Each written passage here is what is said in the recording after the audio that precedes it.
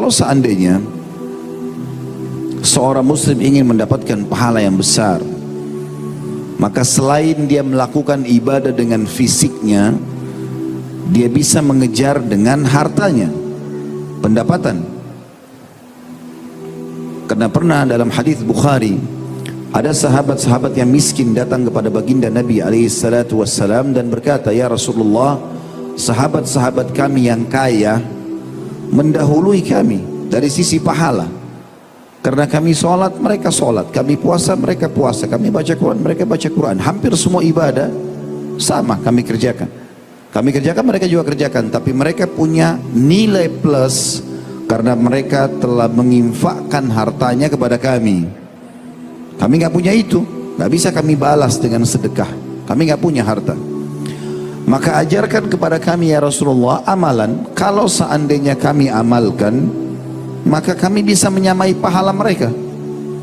Masalah sedekahnya.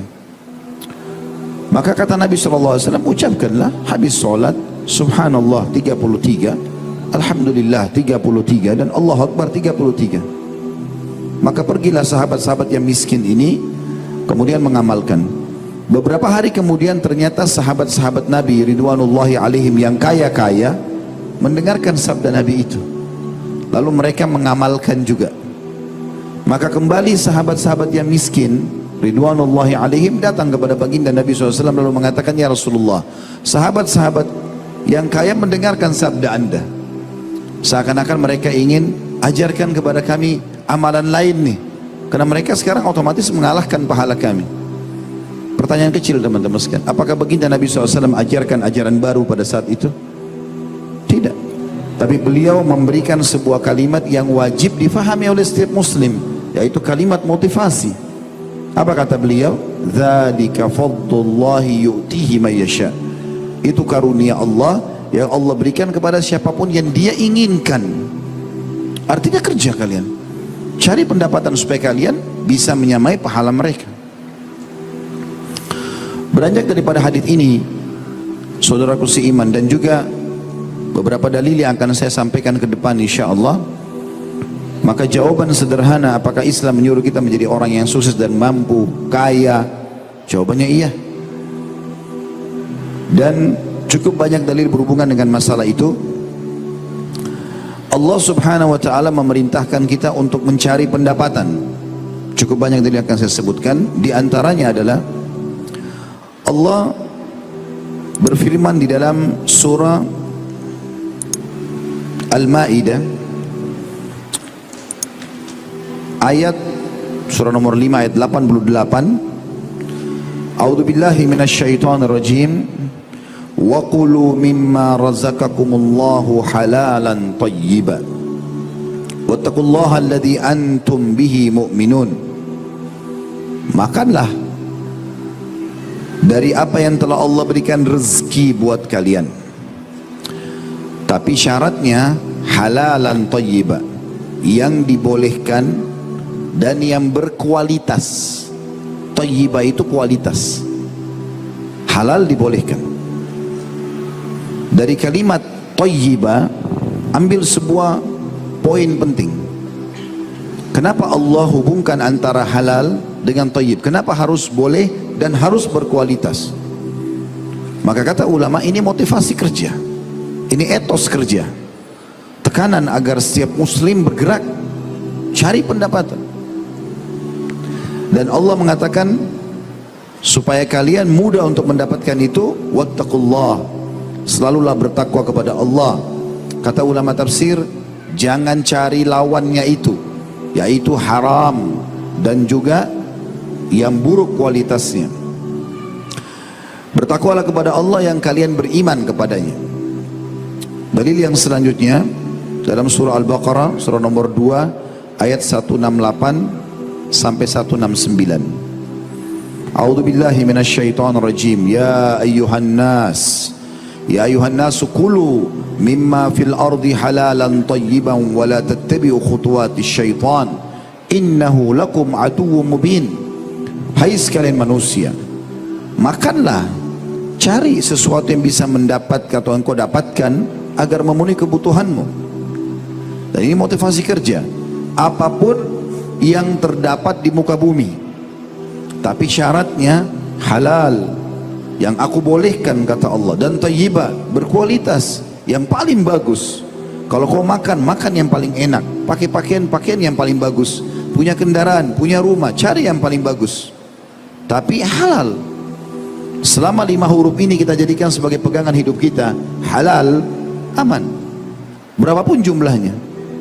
Dan jauhi 5 huruf yang lain, haram, karena berapapun jumlahnya akan haram, tidak boleh sama sekali, dan akan berpengaruh. Sebagaimana akan kita jelaskan nanti beberapa efek akibat daripada pendapatan haram dalam inti bahasan kita nanti setelah menyebutkan dalil-dalil ini tentunya. Ayat 169-nya Allah mengatakan innama ya'murukum, dan Allah mengatakan dan jangan ikuti langkah-langkah syaitan karena dia musuh kalian yang nyata. Itu 168, 169, innama ya'murukum bis-su'i wal fahsya, innama ya'murukum bis-su'i wal fahsya'i wa an taqulu 'alallahi ma la ta'lamun.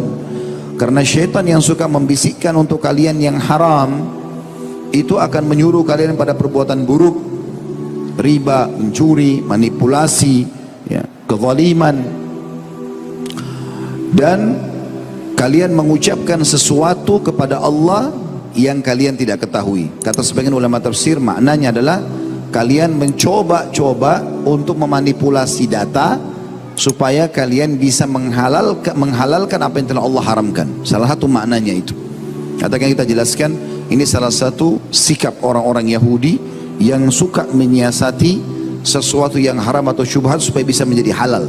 Dan bagi seorang muslim tidak ada seperti itu. Halal, halal, haram, haram. Suka, suka. Tidak suka, tidak suka. Jangan berwajah dua. Seorang muslim harus jelas dalam kehidupannya. Jadi tidak ada sesuatu yang tergantung pada dia. Jadi tidak ada PR bagi kita. Semua kehidupannya jelas. Suka, suka, tidak suka, tidak suka. Gitu kan? Halal ya halal, haram ya haram. Sudah selesai. Kemudian juga dalam dalil yang lain, Allah subhanahu wa ta'ala juga berfirman di dalam Al-Mu'minun, surah Al-Mu'minun ayat 51. Perintah Allah kepada para rasulnya untuk bekerja, memiliki pendapatan, lalu memakan dari hal-hal yang berkualitas. Bunyinya a'udzubillahi minasyaitonir rajim, ya ayyuhar rusulu kulu minat thayyibati wa'malu salihah. Al-ayat, hai para rasul, para utusanku, makanlah dari yang baik-baik dan berbuatlah amal-amal saleh. Kemudian juga dalam firman Allah subhanahu wa ta'ala, Al-Baqarah 172, Allah subhanahu wa ta'ala juga berfirman, a'udzubillahi minasyaitonir rajim, ya ayyuhalladzina amanu kulu min thayyibati ma razaqnakum. Hai orang-orang beriman, makanlah dari semua yang berkualitas. Kita enggak mungkin makan, berpakaian, berkendaraan, punya rumah, pasangan, semua yang berkualitas tanpa punya harta. Nanti akan kita jelaskan statement para salafus salih berhubungan dengan masalah itu. Kemudian juga dalam firman Allah SWT yang lain, Allah berfirman di dalam surah An-Nahl ayat 114 sampai 117. Bunyinya a'udzubillahi minasyaitonir rajim, An-Nahl 114 sampai 117. Faqulu mimma razaqakumullahu halalan thayyiban washkuru ni'matallahi in kuntum iyyahu ta'budun. Makanlah, carilah makanan dan minuman. Kata sebagian ulama, Allah selalu menyebutkan makanlah, kulu, kulu, makanlah, karena makan itu tidak mungkin tanpa minum. Berarti minuman sudah masuk di dalamnya. Kalau minum belum tentu makan. Maka Allah menggunakan kalimat makanlah.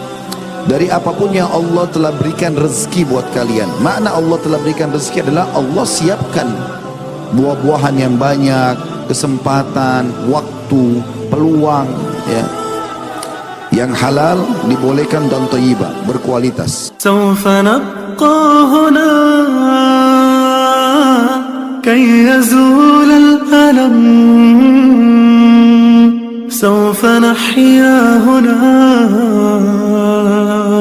sawfa yahlu an-nagham.